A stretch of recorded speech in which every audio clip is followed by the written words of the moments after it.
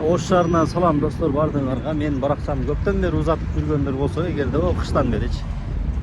Мен буга чейин Ош шаарында мына Өзбекстандан Достук чек арадан чыгып келген жердеги Кургобойго ошол кыш мезгилинде бир сунушумду айткам. Ошол жерге чоң бир желекти коюп, жакшына бул жашындалдырып, андай лето крандарды коюп, жарыктандырып дегендей мындай сонун кылып койсоңуздар деген элем. Ошол нерсе азыр болуп атат. Мына курулушчулар иштеп, тазалап, ушул жерди мындай проекттерин жасап, мындай курулуш иштери жүрүп атат. Эми бүткөндө дагы көрөбүз кандай болуп жасалат.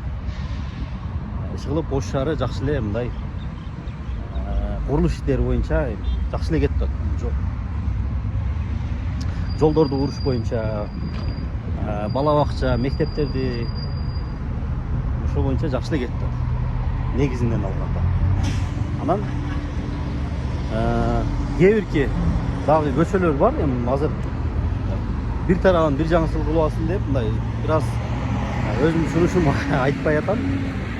Бир сунуштор бир тарап болуп, жолдор бир тарап болуп барып бүткөндөн кийин ошондон кийин дагы алып кеткен дагы бир мындай жолдорду айтсак болот.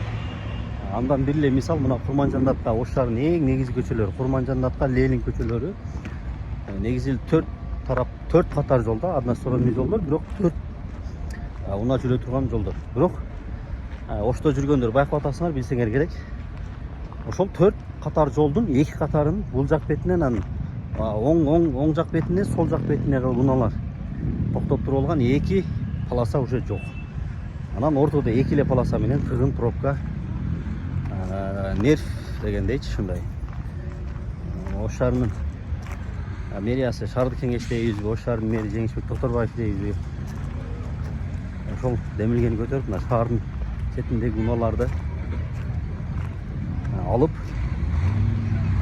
больницага тамактанып, основной эң негизгиси эле ошол баягы эле тамактануучу жайлар жана больница, саница, клиникалардын алдына келип, ушуну көптөгөн унаалар турулат.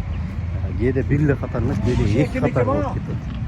Ошондуктан ар бир клиника болобу, тамактануучу жай болобу 1000 орундук орун болсо тамактанада турган 2000 орунга парковка кылыш керек деп ойлойм. Ошол достор, азырынча ошол.